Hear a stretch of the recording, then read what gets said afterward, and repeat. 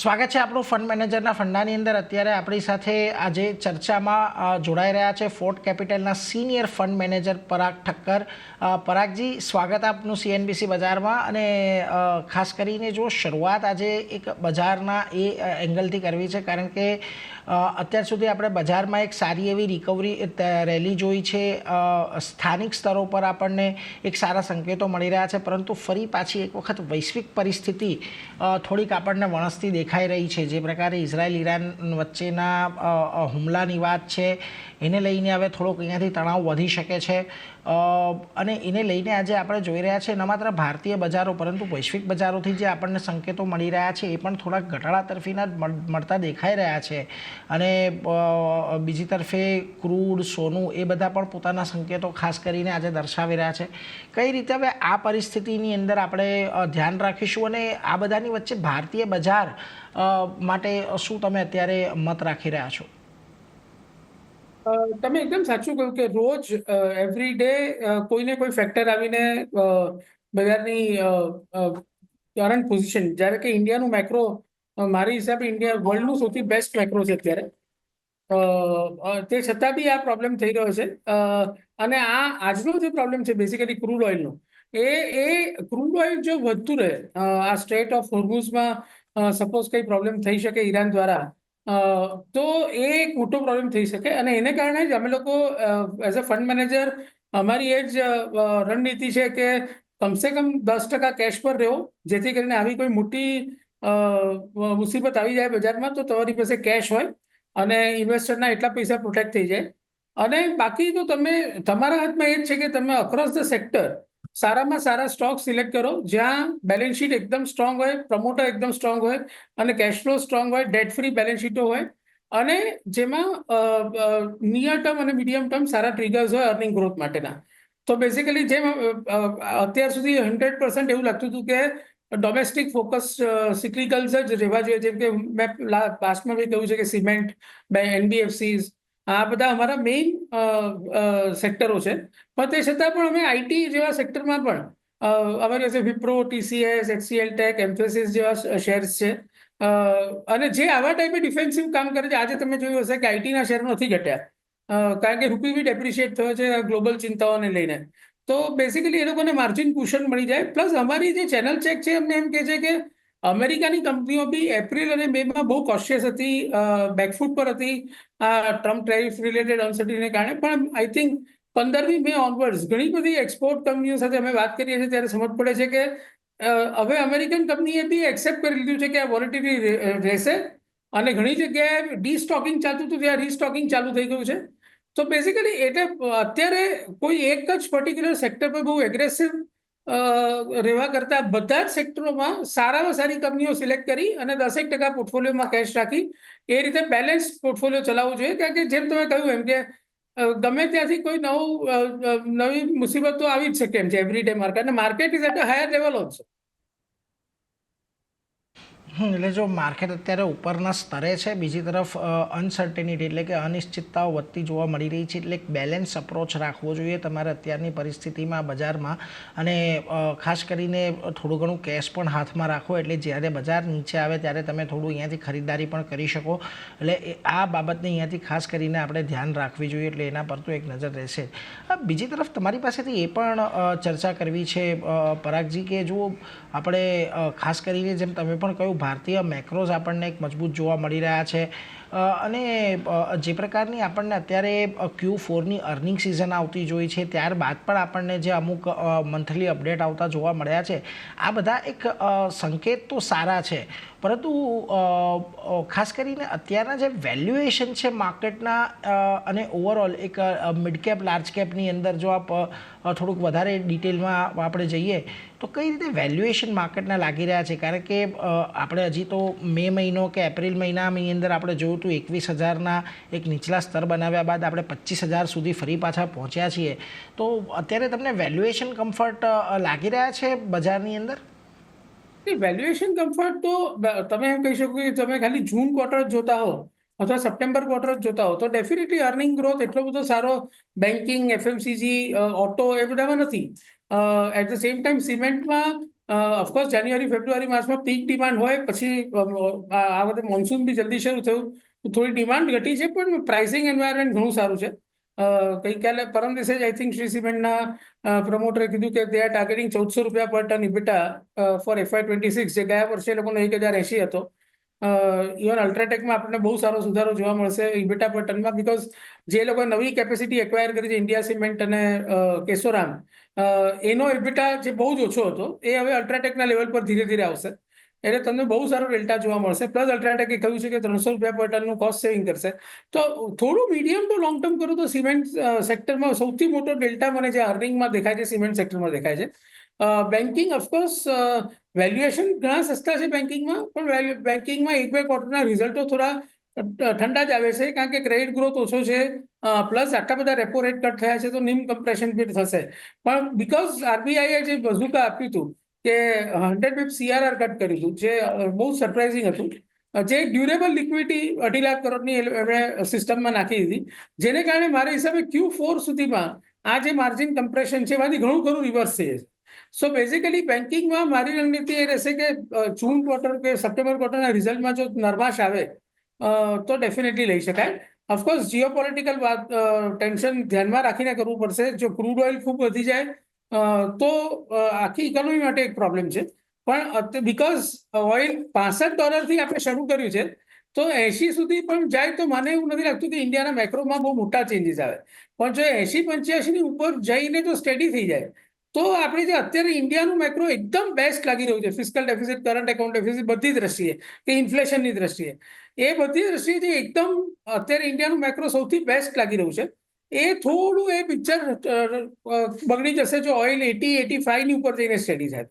પણ અત્યારે એવું લાગી રહ્યું છે કે જે રીતે ટ્રમ્પ સાહેબે બી ગઈકાલે કહ્યું કે એમને ઓઇલ ઉપર જાય ગમતું નથી, તો કંઈક ને કંઈક પ્રયત્નો તો ચાલુ રહેશે કે ઓઇલ ઉપર ન જાય. પણ ઈરાન અને એટલે જો ઇઝરાયલની અત્યારે sorry ji Paragji, ji please continue કરો ને પરાગજી, વાંધો નથી. હા, તો ઈરાન અને ઇઝરાયલની અનસર્ટેનિટી લઈને એવું કેવું બહુ ડિફિકલ્ટ છે કે ઓઇલ ક્યાં સેટલ થશે. એટલે જો આના પર એક ખાસ પરાગજી જે છેલ્લો મુદ્દો ઓઇલનો કીધો છે ઘણો મહત્વનો છે. અત્યારે અનિશ્ચિતતા છે ઓઇલમાં, એટલે આપણને કદાચ ઉતાર ચઢાવ જોવા મળી શકે, પરંતુ જ્યાં સુધી 80ની ઉપર આપણને ઓઇલ જતું નથી દેખાતું ત્યાં સુધી ભારતીય બજારો માટે એટલો કોઈ મોટો ચિંતાનો વિષય નથી. પરંતુ 80-85ના લેવલની ઉપર જો આપણને ઓઇલ જતું દેખાય છે ઇન્ટરનેશનલ માર્કેટની અંદર, તો પછી આપણને કદાચ અહીંયાથી ફરી પાછી એક ચિંતા જે ભારતીય અત્યારે મેક્રોઝની બનતી દેખાઈ રહી છે એ આપણને કદાચ આગળ વધતી દેખાય, એટલે એના પર એક ધ્યાન રાખજો. પરંતુ આ બંને વચ્ચે એક સિમેન્ટ સેક્ટર, બેન્કિંગ, આ બધાના વેલ્યુએશન અત્યારે સારા છે. બેંકના વેલ્યુએશન જો કદાચ અહીંયાથી થોડા ઘણા ઘટે તો ચોક્કસથી ખરીદારી કરવી જોઈએ, એવો એક મત અહીંયાથી બનતો દેખાઈ રહ્યો છે, એટલે એના પર એક ખાસ ધ્યાન રાખીશું. પરંતુ જો તમે પણ જે અત્યારે ખાસ કરીને સેક્ટોરિયલ ચર્ચાની અંદર કહ્યું કે આરબીઆઈએ જે એક રેટ કટ આપ્યો, ન માત્ર રેટ કટ આપ્યો પરંતુ એક 1.25 લાખ કરોડની 3 લાખ કરોડની એક લિક્વિડિટી ઇન્ફ્યુઝ થાય એના માટે CRR કટ પણ એક મોટો આપ્યો છે, જે ટ્રાન્ચીસની અંદર આપણને ઇફેક્ટમાં આવતો દેખાશે.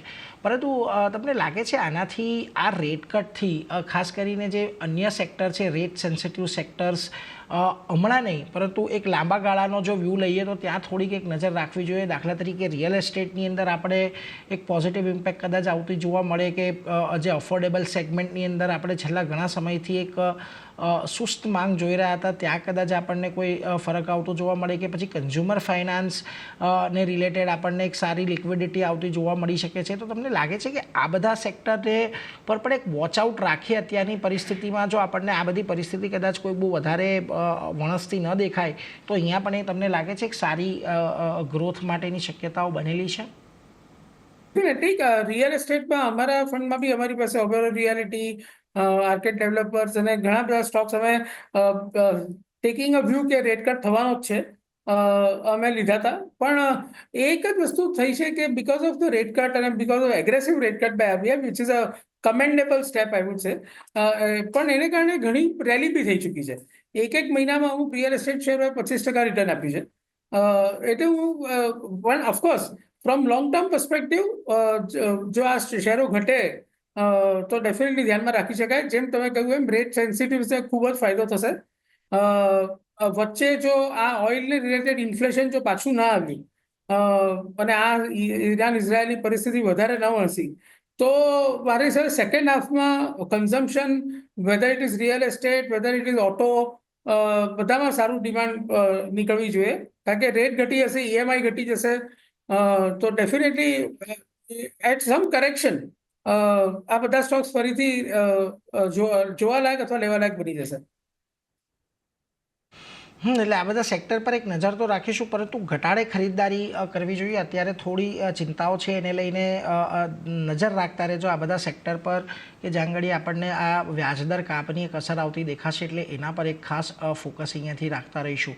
પરંતુ એની સાથે જ તમારી પાસેથી એ પણ એક ચર્ચા કરવી છે કે જે પ્રકારે આપણે અત્યારે ઓવરઓલ એક સિનારીઓ જોઈ રહ્યા છે ડિફેન્સ સેક્ટરની અંદર, જો આજે ફરી પાછી એક તેજી આપણને ડિફેન્સની અંદર આવતી જોવા મળી છે, પરંતુ ઓવરઓલ જે કરેક્શન બાદ અહીંયા ભારત પાકિસ્તાનના તણાવ બાદ જે આપણને એક નીચલા સ્તરેથી રિકવરી આ બધા સ્ટોકની અંદર દેખાય છે, તમને લાગે છે ડિફેન્સ સ્ટોક્સ હજી પણ થોડાક ફોકસમાં અહીંયાથી રાખવા જોઈએ?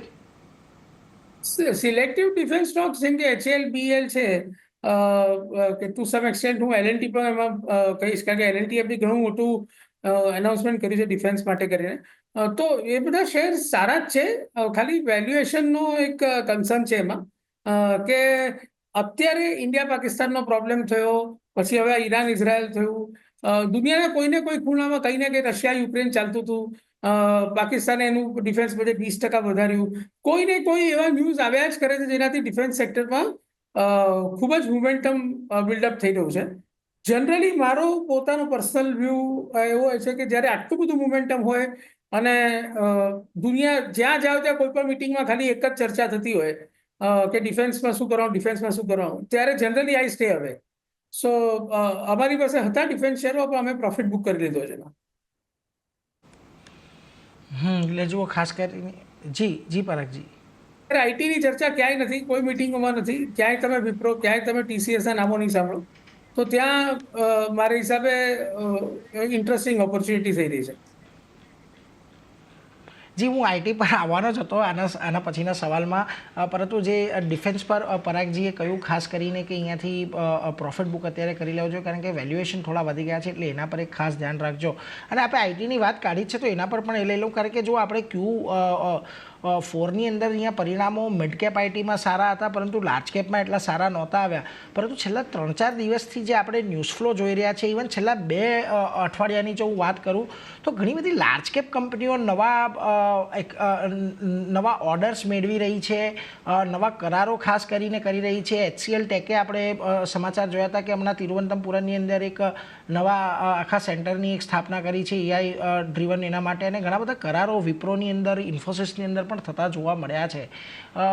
લાગે છે જે પ્રકારનું કરેક્શન અહીંયા આવી ગયું છે ઓલરેડી, કારણ કે આ બધા સ્ટોકની અંદર જો છેલ્લા બે અઠવાડિયામાં થયું પણ એવું છે કે કોઈ સારી રેલી આવે છે તો એ રેલી ફરી પાછો આપણને ઘટાડા તરફી જતી દેખાય છે. તો અહીંયા શું અત્યારે વેલ્યુએશન તમને કમ્ફર્ટ લાગી રહ્યા છે ખરા? એબ્સોલ્યુટલી, કારણ કે જેમ મેં તમને કહ્યું એમ કે અમારી જે ચેનલ છે, નોટ આઈટી કંપનીઝ, પણ જે બીજી બધી મેન્યુફેક્ચરિંગ કંપનીઝ છે US એક્સપોર્ટ કરે છે, એની સાથેની અમારા ડિસ્કશનથી એ બહાર આવી રહ્યું છે કે 15મી મે પછી યુએસમાં જે પેલું જે કમ્પ્લીટલી બધા બેકસીટ પર જતા રહેલા અને ઓર્ડરો આપતા જ નહોતા, એ થોડું હવે મોમેન્ટમ શરૂ થયું છે. અને આઈટી એક એવું સેક્ટર છે કે જેમાં એટલો બધો કેશફ્લો છે. જેમ કે હું તમને એક એક્ઝામ્પલ આપું, વિપ્રોનું માર્કેટ કે અત્યારે 2,70,000 કરોડ છે. ગયા વર્ષનો એનો કેશ પ્રોફિટ ઇન્ક્લુડિંગ ડેપ્રિસિએશન તમે જુઓ તો 16,000 કરોડ, તો 6 થી 7% yield છે. અચ્છા, આ સેક્ટરમાં કંપનીઓ 80 થી 90% પે આઉટ કરી નાખે છે. તો તમે ડિવિડન્ડ yield કાઢશો તો નેક્સ્ટ યરના લેવલ પર વિપ્રોમાં જે 4% ડિવિડન્ડ yield છે. હું અત્યારે કોઈ ઇન્વેસ્ટમેન્ટ કરવાની સલાહ એમ નથી આપી રહ્યો, દરેક ઇન્વેસ્ટરે અથવા તમારા વ્યુઅરે ફાઇનાન્શિયલ એડવાઇઝરની સલાહ લઈને જ કરો, પણ હું એમ કહું છું કે આ જે attractive valuation at the same time global અનસર્ટિનિટીને કારણે જે ઓઇલ વધે છે કે રૂપી ડેપ્રિશિએટ થાય છે, એનો ફાયદો બી આઈટી કંપનીને મળશે. ઓઇલ વધે છે એનો કોઈ નેગેટિવ ઇમ્પેક્ટ આઈટી કંપનીઓ પર નથી. એટ ધ સેમ ટાઈમ જો ડિસિઝન મેકિંગ થોડુંક ઇમ્પ્રુવ થાય અને જો આ ટ્રમ્પ ટેરિફ રિલેટેડ અનસર્ટિનિટી નેક્સ્ટ 3 મહિનામાં ધીરે ધીરે હળવી થાય, તો મારા હિસાબે આ સેક્ટરમાં સારી બહુ જ ઇન્ટરેસ્ટિંગ ઓપોર્ચ્યુનિટી છે at the bottom of the cycle લેવાની. કારણ કે સેક્ટરની ક્વોલિટી સુપર છે, પ્રમોટરો બેસ્ટ છે, બેલેન્સ શીટ બેસ્ટ છે, બધી નેટ કેશ બેલેન્સ શીટ છે. એ લોકો જે કમાય છે એમાંથી 80 થી 90% તમને રિટર્ન કરે છે. જેથી કરીને આજે તમે જુઓ તો TCS, HCL Tech અને વિપ્રો આ ત્રણેય કંપનીઓમાં 3.5 થી 4% ડિવિડન્ડ yield છે નેક્સ્ટ યરના અર્નિંગ પર. તો જો આ સેક્ટરમાં જરા પણ એવું લાગ્યું કે ડિસિઝન મેકિંગ અને ડીલ બિલ રેમ્પ અપ થઈ રહ્યા છે, તો આ સેક્ટરમાં તમને 10%નો મૂવ ઇઝીલી મળી શકે. પરાગજી, તમારી પાસેથી એક વસ્તુ એ પણ જાણવું છે, કારણ કે જો અત્યારે જે આપણને ફરી પાછા એક વખત ઓટો પર ટેરિફ લાગે એ પ્રકારની ચિંતા અહીંયાથી વધતી જોવા મળી રહી છે. ખાસ કરીને ઓટો કમ્પોનન્ટ્સ પર પણ ટેરિફ આમ તો અત્યારે લાગી જ રહ્યા હતા, પરંતુ હજી અહીંયાથી કદાચ એની અંદર પણ વધારો કરવામાં આવે એ પ્રકારના નિવેદનો સામે આવતા દેખાયા છે. તમને લાગે છે આજે એક્સપોર્ટ ઓરિએન્ટેડ સેક્ટર છે, ખાસ કરીને ઓટો એન્સિલરીનું, એના પર અત્યારે થોડુંક અવોઇડ કરવું જોઈએ, કારણ કે એ ખાસ એવા સેન્ટિમેન્ટ બગડી રહ્યા છે આવા બધા નિવેદનોથી? ડેફિનેટલી. એટલે અપાર્ટ ફ્રોમ આઈટી અમે અત્યારે કોઈ પણ એવા બિઝનેસીસમાં બહુ ઇન્વેસ્ટ નથી કરી રહ્યા જે યુએસ ફેસિંગ હોય. જે અમારી પાસે ઓટોના શેર્સ છે, જેમ કે મહિન્દ્રા એન્ડ મહિન્દ્રા છે, કે હુન્ડાઈ છે, ઓટો કોમ્પોનન્ટ મિન્ડાકોપ છે, બધા શેરો 80-85% ડોમેસ્ટિક ફોકસ છે, અથવા તો એ લોકોનું એક્સપોર્ટ યુએસમાં નથી. સો બેઝિકલી અમારું પહેલેથી જ્યાં સુધી આ Trump tariff related issue settle નથી થઈ જતા ત્યાં સુધી અમે એ પોર્શનને અત્યારે બહુ જોઈ નથી રહ્યા, જે લોકો યુએસ પર બહુ ડિપેન્ડન્ટ હોય. આઈટી સર્વિસીસ છે, સર્વિસીસ પર કોઈ ટ્રમ્પ ટેરિફનું કોઈ પ્રોબ્લેમ નથી. એટલું છે કે જ્યાં સુધી ટેરિફ સેટલ નહીં થાય ત્યાં સુધી એ લોકોના જે કસ્ટમર્સ છે એ કસ્ટમર્સ થોડું ડિસિઝન મેકિંગમાં ડિલે કરે. એના સિવાય આઈટી સાથે કોઈ મતલબ નથી. એટલે અમારું અત્યારે ઝુકાવ આઈટી તરફ વધારે છે, અને ઓટો એન્ક્સમાં વધારે પડતા સ્ટોક્સ એવા જ છે અમારા પોર્ટફોલિયોમાં જે ડોમેસ્ટિક ફોકસ્ડ હોય. એટલે જો અહીંયાથી ખાસ કરીને ડોમેસ્ટિક ફોટોગ્રાફ કંપનીઓ આ સેક્ટરની અંદર ખાસી એવી મજબૂત રહેતી દેખાઈ શકે છે, એટલે એના પર એક ખાસ ધ્યાન રાખજો. એટલે જ્યાં ઇન્ટરનેશનલ એક્સપોઝર કે ખાસ કરીને યુએસ એક્સપોઝર વધારે છે ત્યાંથી તમારે થોડુંક દૂર રહેવું જોઈએ. બીજી તરફ તમે જ્યારે સ્થાનિક કંપનીઓની વાત કરો છો ત્યારે ખાસ કરીને કન્ઝમ્પશન રિલેટેડ સ્ટોક્સ તમને ખાસ કેવા લાગી રહ્યા છે? કારણ કે જુઓ, મોન્સૂનની અંદર જે પહેલાં વહેલું શરૂ થવાની એક વાત હતી એમાં થોડુંક હવે ડિલે થતું જોવા મળ્યું છે. ખાસ કરીને અહીંયા પણ સરકારે જે પ્રકારે પામતેલ પરના આયાત ડ્યુટી ઘટાડતી આપણને જોવા મળી છે, થોડુંક સેન્ટિમેન્ટલ ફાયદો આ બધા સેક્ટર કંપનીઓને થતો દેખાશે. અને એમાં પણ જો મોન્સૂન સારું રહે છે અને ગ્રામીણ ડિમાન્ડ પાછી આવે છે, તો તમને લાગે છે કે આ સેક્ટર પર પણ ફોકસ રાખવું જોઈએ? કારણ કે ખાસું એવું બીટ એન્ડ ડાઉન સેક્ટર છે આ. સો બેઝિકલી મેં જેમ તમને શરૂઆતમાં જ કહ્યું એમ કે કઈ ફેક્ટર કયા દિવસે ક્યારે કોને ફેવર કરશે, કોને નહીં ફેવર કરે, એ સમજવું બહુ ડિફિકલ્ટ થઈ ગયું છે, કારણ કે એવરી ડે એન્વાયરમેન્ટ ચેન્જ થઈ રહ્યું છે. સો આવા એન્વાયરમેન્ટમાં મેં તમને કહ્યું એમ કે અમે એક સિમ્પલ પ્રિન્સિપલ રાખીએ છીએ કે 10% કેશ પર લો અને બાકી અક્રોસ ધ સેક્ટર સારી કંપનીઓ લો. જેમ કે તમે કીધું એમ FMCG ની વાત કરીએ, આપણે ઓટોમાં કન્ઝમ્પશનની વાત કરીએ, એટલે હું તમને કહું કે ઓટોમાં જેમ કે મહિન્દ્રા એન્ડ મહિન્દ્રા છે, તો એ ઇન્ડસ્ટ્રી લીડિંગ ગ્રોથ કરી રહ્યું છે, ટ્રેક્ટર હોય કે એસયુવી હોય, બંનેમાં. રાઈટ. તો એવી જ રીતે FMCGમાં HUL છે, ITC છે, એવા FMCGમાં બી અમારી પાસે 3-4 છે. Pharma for example Sun Pharma છે, એબટ ઇન્ડિયા છે, ઇન્ડિજીન છે. તો આખો પોર્ટફોલિયો એપ્રોચ જ રાખવો પડશે અત્યારે તો. અને કોઈ પણ એક જગ્યાએ વધારે પડતું ઝુકાવ કર્યા કરતા દરેક સેક્ટરની સારી કંપનીઓ અક્રોસ ધ સેક્ટર, જેની બેલેન્સ શીટો સારી હોય, જેમાં પ્રમોટરનું બેકિંગ ખૂબ જ સારું હોય, પ્રમોટર લેવલ પર અથવા બેલેન્સ શીટ પર બહુ વધારે ડેટ ન હોય, અને રિટર્ન રેશિયો સારા હોય અને કેશ ફ્લો જનરેશન સારું હોય, એવી જ કંપનીઓનો એક આખો પોર્ટફોલિયો 90% ઇન્વેસ્ટેડ રાખીને 10% કેશ પર રહેવું, મારા હિસાબે that is the right strategy. કારણ કે જેમ આપણે આજથી અઠવાડિયા 10 દિવસ પહેલા તમે મને જ પૂછ્યું હોત તો હું બી એમ જ કહીશ કે domestic cyclical is the only thing, because RBI નું જે ડિસિઝન હતું આટલું aggressive rate cut, 1% rate cut પૂરો કરીને પછી 100 બીપ CRR કટ કરવું, તો ડેફિનેટલી ડોમેસ્ટિક સિક્લિકલ છે ત્યારે બેસ્ટ લાગતા હતા. પણ આવા દિવસે જેમ કે આજે રૂપી ડેપ્રિશિએટ થઈ ગયો, ઓઇલ વધી ગયું, તો ત્યારે તમારું આઈટી સેક્ટરના સ્ટોક્સ તમને હેલ્પ કરી રહ્યા છે. તો પોઈન્ટ એ છે કે અક્રોસ ધ સેક્ટર એક્સપોઝર રાખો, ડાયવર્સિફાઈડ રાખો, અને across the sector Sara stock select કરી રાખો અને થોડી કેશ રહેવા દો. એનાથી વધારે તમારા હાથમાં કંઈ છે નહીં. એવરી ડે શું થશે તમે તો પ્રિડિક્ટ નથી કરી શકવાના. એટલે અત્યારે જુઓ, ખાસ કરીને આ બધા ફેક્ટર્સે તમે અહીંયાથી ચોક્કસથી ધ્યાનમાં રાખજો. થોડા કેશ અત્યારે હાથમાં રાખો અને જ્યાં તમને ઓપોર્ચ્યુનિટી સારી આવતી જોવા મળે છે એવા જગ્યાએ આપણને રોકાણ અત્યારે ખાસ કરીને કરવું જોઈએ. પરંતુ એ સાથે જ પરાગજી, ઘણા બધા સ્ટોકના પણ આપણે નામ લીધા છે, તો આ અંગેના આપના કોઈ ડિસ્ક્લોઝર? બધા સ્ટોક્સ આ જે પણ ડિસ્કસ કર્યા છે મારું પર્સનલ હોલ્ડિંગ નથી. અમારા પીએમએસ ક્લાયન્ટોમાં અમે આ બધા સ્ટોક્સ લીધેલા છે અને હું ઇન્વેસ્ટર્સને એ ભલામણ કરું છું કે એ લોકો પોતાના ફાઇનાન્શિયલ એડવાઇઝરને કન્સલ્ટ કરીને જ માર્કેટમાં પૈસા નાખે. માર્કેટ ગામે ખૂબ જ વોલેટાઇલ છે, તો બેઝિકલી બહુ જ વાઇઝલી ઇન્વેસ્ટ કરે. અને જેમ મેં કહ્યું એમ કે ફંડામેન્ટલી સારી કંપનીઓને જ્યારે બજાર બહુ ઘટે ત્યારે ઇન્વેસ્ટ કરતા રહેવું જોઈએ gradually. That is the only way to go. Ji Paragji, આભાર આપનો. આપની આજના દિવસે આપ અમારી સાથે જોડાયા, બજાર પર આટલી ઇન ડિટેલ અમારી સાથે ચર્ચા કરી એના માટે. તો thank you so much sir. તો એ સાથે આ રજૂઆતમાં બસ આટલું જ, પરંતુ વધુ અપડેટ માટે આપ જોતા રહો CNBC બજાર. નમસ્કાર.